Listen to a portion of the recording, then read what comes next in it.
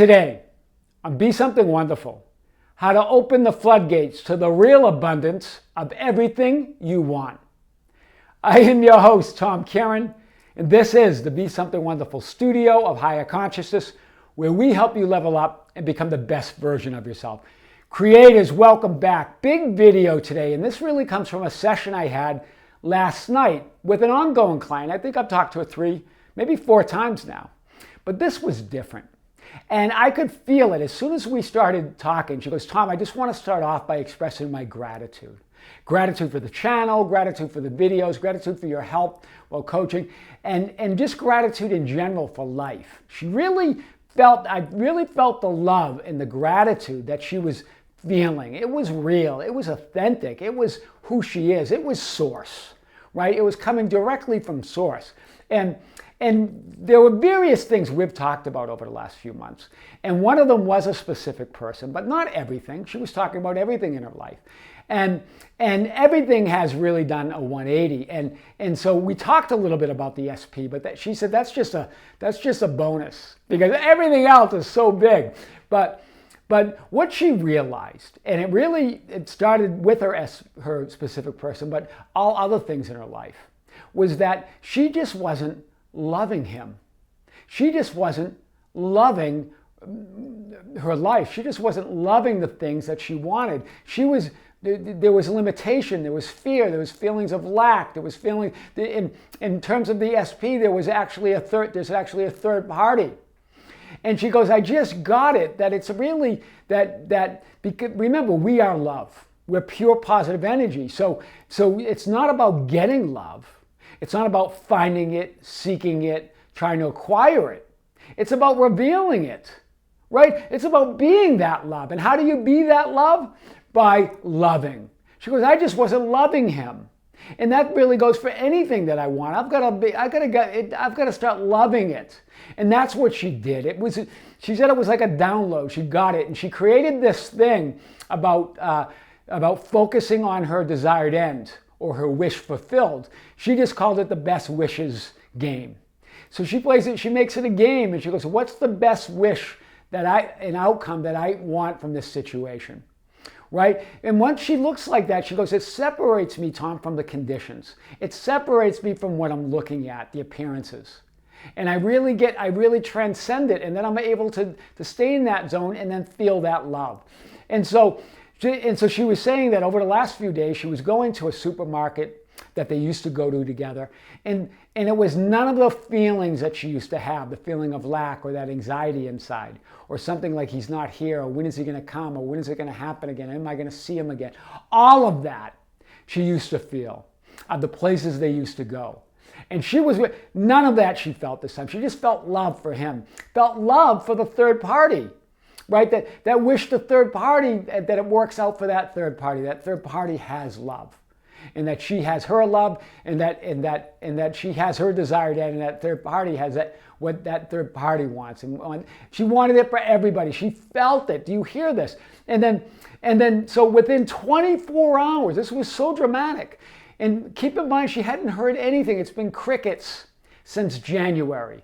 And now we're in November. We're nearly getting to the end of the year. And not only did she get a text from him, a text message, a WhatsApp message, phone calls. And because at first she didn't see the messages. She was busy and she didn't have her phone with her. It wasn't on. And then later she realizes that she not only got text messages, he called, and he's in town, and he's coming to town, and so they see each other, they get together, and she said it was magical, it was amazing. And he looked at her it was different. Here's what she came up with. She's a photographer.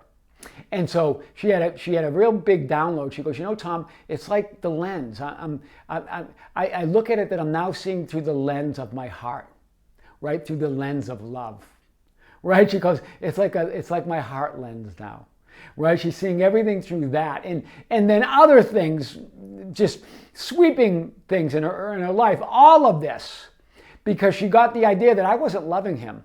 I just wasn't loving. And if you're love, that's what you're here to do. You're pure positive energy. You are love. Remember, you are consciousness. You're pure positive energy. You're life. And that life is love. It's all life, right? It's impossible to get love or find it or seek it or look for it, right? The more you look outside yourself, the more you don't love. Do you hear it? The more you look for it, the more you seek it, the more you want to get something. The more you look outside yourself, the more you don't love. So you're not loving. You're just fearing or something else, and you're confusing it with love. You're confusing the attachments. She let all that go, lock, stock, and barrel. Dropped it all because she was feeling that love, right? Love can only be realized and felt, right? You can't increase or add to your love. You can only let go of the thoughts, the words, and the deeds that are unlike love. Do you hear that? Right? That's true grace. That's a knowing and a feeling of being it all. Let's really hit it today. So, I don't know what to do. What should I do? This is another BSW client. These are conversations that come up with regards to specific people or relationships or even just with things that they want in their life. But what's the answer to all of it? Whether it's an SP, a bag of money, a new home, a promotion, recognition at your job, love more. That's the answer. You are love. So if you're not loving, you're not feeling it, you're not realizing it. You can never not be loved, but you can have the experience of not being loved. You can have the experience of being separated and limited. You're an infinite being, right? Remember, love has divine momentum behind it, right? Fear and doubt is nothing compared to love. There's no momentum behind that. You create it, right? There's no natural momentum. Let me say that. Remember, love's natural. It's who you are, right? You could create some false momentum of a downward spiral, if you want to call it that. But it's not real. That's the illusion. This is real love. That's real momentum, right? And remember in John 16:23, right? Whatsoever you ask in my name, what Jesus said. And remember, I have talked about that in the present day Bible, it's an edited version. They edited out 2 sentences. One of those sentences was love without hidden motive and be surrounded by your answer. Ask without hidden motive and be surrounded by your answer. Well, what does that mean, without hidden motive? Without conditions, without judgment. In other words, by being loving. By loving, right? Give more love without hidden motive and be surrounded by your answer. The answer's already there. There are no problems when you're loving. It's the lack of love that creates problems, or the appearance of it, right? As you turn to love, love turns to you. Remember, this is the lesson of the prodigal son, right? And the son leaves, asks for his inheritance, demands it, and then goes and wastes it, right? Looking at the 3D world for that love, for that fulfillment, right? Asking to divide up God, to divide up love, right? Looking it for the wrong places, right? So as you turn to love, love turns to you. But when he returned, when he realized it, when the prodigal son realized it, I'm now just going to love. I haven't been loving. God turns to you and comes running to you. And that's momentum. It comes at such a divine momentum that it's infinite, right? Remember, there's no limit to that love that's going to be returned to you, or the goodness, or the fulfillment, or your wishes fulfilled. Whatever it is you're looking for, right? So God's will, divine will, is divine givingness, right? To express and extend itself through love of life, creation of beingness, divine mind of God. Remember, that's what God moves on itself to extend itself, to create out of itself, right? It's a givingness. It's a total givingness. There is no quid pro quo with God. It's unconditional, and it's pure love. It's pouring. God pours himself out to you, right? Without expecting anything in return. And that's love, right? That's what you are. Remember what Dr. Joe Dispenza says, when our will matches its will, that divine will, when our minds match its minds, right? When we start feeling that love in our thought, right? When our love for life matches its love for life, we are enacting the universal consciousness. Wow, powerful. Remember, there's a reciprocal action between the universal mind of God and your mind as an individualized center of God consciousness, the one. That's the law of reciprocity. That's what the prodigal son was showing there, right? But remember, it's returned to you infinitely, without limit. There's no limit on God's love. There's no, because that's what you are. You're an individualized center of that. So remember with the prodigal son when he decided, okay, I'm going back. I'm going back to that oneness, right? That's what we're doing. We're all here, limiting ourselves in this 3D world, right? Feeling a separation and limitations, but yet seeking something more through our desires, right? All of our desires are because we feel separated. It's all to feel that oneness. That's the true source, the true origin of every desire. So when you're feeling that oneness, like my client did, and you're feeling that love, now you're one with source. Now everything is added on to you, right? Pressed down, right? Bubbling over, right? So he got up and came to his father, but while he was still a long way off, his father saw him, felt compassion for him, and ran and embraced him and kissed him. You hear this? God, you point to God, God comes running to you. That's divine momentum, right? That's all you got to do. Just start loving. Loving. Be that love that you are, right? That's what we mean by that. So, give and it will be given to you. Good measure, pressed down, shaken together, and running over. Luke 16:38. That's what you remember. Give. Give that love. Love him. Love her. Love your desires. Love life without expectation or conditions, without hidden motive, without judgment, right? The nature of love is to expand. It's to extend, to multiply. That's oneness with no limit. There's no bottom. You can keep on extending, right? Keep on multiplying. It's divine momentum. But fear, doubt, and worry, that shrinks, contracts, and divides. That's separation. Do you get it? You have a choice. It's either love or fear. You always have that choice. That's the free will. You always have a choice, free will. The more awareness you have of who or what, actually what you really are. Better to say what, right? Because it's more personal, right? Who, you can start identifying with the 3D you. But what you really are is love. The more you are moved by love versus fear, that great subconscious, that creative medium of God, starts running to you, starts expanding and multiplying within you. Wow, that's big. Remember, that medium is impersonal and deductive. So you can pick fear, and it will line up with that with you. It will say, okay, fear it is. But when you point towards that love, wow, it starts coming and it's multiplied. It's good measure, pressed down and shaken together and running over.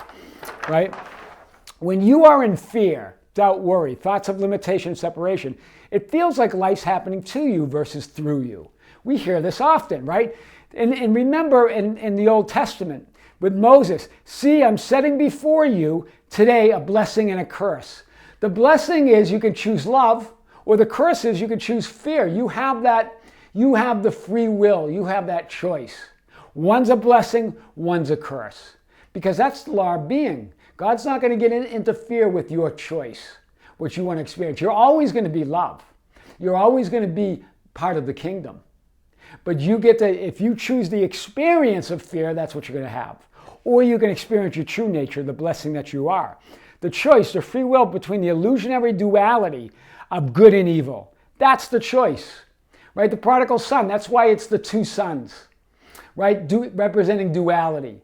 The older son and the younger son, right? The younger son representing that true spiritual nature of you, that I amness, right? The new you. The older son representing the old you, the old man that dies as you rise or resurrect in consciousness, right? This is the duality between what we consider good and evil. Evil is just fear. It's negative thought. It's contracting thought. Right? It's thoughts of limitation and separation. That's all evil is in the Bible. Good is love.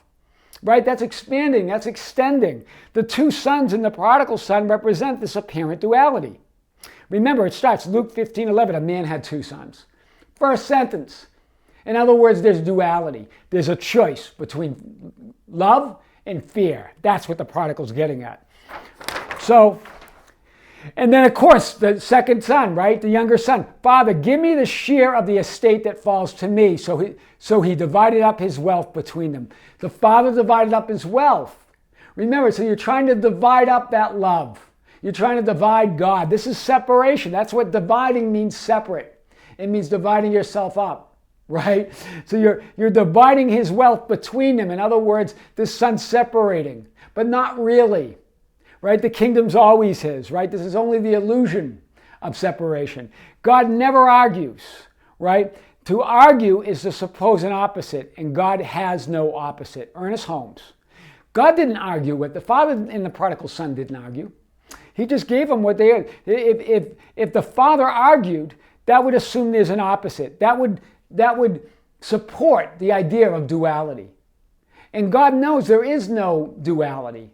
That there is nothing really being divided up. That all that is mine is yours. That was the message of God, right? It's the Father's good pleasure to give you the kingdom, right? That's always the measure. That in fact they're united, right? So you can create your own experience of reality. You can choose separation, limitation, fear. That's an attempt to divide up love or to divide up God. You can attempt to divide up God, looking outside yourself for the answers and fulfillment. This is really the realization. My client's been getting downloads, and that was her realization, right? Trying to divide that up. She just goes, I just gotta love, right? When you're loving, you're no longer trying to divide up your inheritance, right? And now you're just expressing it, you're expanding it, you're multiplying it. Right? You're looking within for the answers. We're looking within for fulfillment where they are, right? So God, the universal mind, right? That quantum consciousness gives you what you ask with your thoughts, feelings, assumptions, and state of being. That God didn't question it. The younger said, give me what's mine. God divided it up between the sons. He gave him God will give you what you ask. With your thoughts, feelings, assumptions, you have the choice. Your state of being. You get to choose what your state of being is. And as a result, that's what you'll attract. That's what you'll create. That's what you'll perceive in your life, right? The BSW client, she was seeing, remember I think I told you, she mentioned that she's a photographer and that she had this beautiful view that she looks at her heart as the lens. And she sees everything through her heart, through love, the lens of love, the lens of her heart. Right? And she even played this game. She called it the best wish game, right? And she made the idea of her imagined end, her desired end, into a game. What's the best wishes that I want out of this situation for everybody out of love, right? Remember the love, the unity, the oneness versus the absence of it. That's what we're talking about. It's love versus the absence of it. You're just love, but you can feel the absence of it. You can assume that there's fear or doubt. Right? Which lens are you seeing the world? Just like she's seeing it through her heart, her lens of her heart, the lens of love. But what does this look like, right? Giving love with no strings attached. Best wishes game. Defined and redefined her desire continually. So this is what she realized, right? She's giving love with no strings attached, right? She's just feeling love, giving love, being love. And then she's using that best wishes game. In other words, imagining her desired end. What's the best outcome for everybody where I'm just being love and giving love? And then she would define and redefine, hone that desire, distill it even more, right? Continually. So powerful, right? It's not about action. Love is about it in a movement, right? It's a freeing of energy versus a contraction of it, right? Seeing the apparent other as you, right? It's acceptance without strings attached, while at the same time focusing on the desired outcome, where more love is the result. That's what it looks like. It's inner movement. You're freeing, it's a freeing energy versus a contracting energy. You're giving up all attachments. You're seeing the apparent other as you. It's accepting without strings attached, right? While at the same time focusing on the desired outcome. In other words, she's playing the best wishes game at the same time, right? What's my desired outcome? What's my imagined end? Where more love is the result. Right? She was saying it wasn't even really about the imaginal image anymore. It was about her just letting go everything she's not. Wow. It's not an emotion, love, right? It's a state of being. It's extending your beingness. There's no longing, there's no attachments, there's no wanting things to be different. There's no getting anything. It's about giving. It's not about getting. Wow, that's how to open the floodgates. That's the real abundance of everything you want. I am your host, Tom Caron, and this is the Be Something Wonderful studio of higher consciousness, where we help you level up and become the best version of yourself.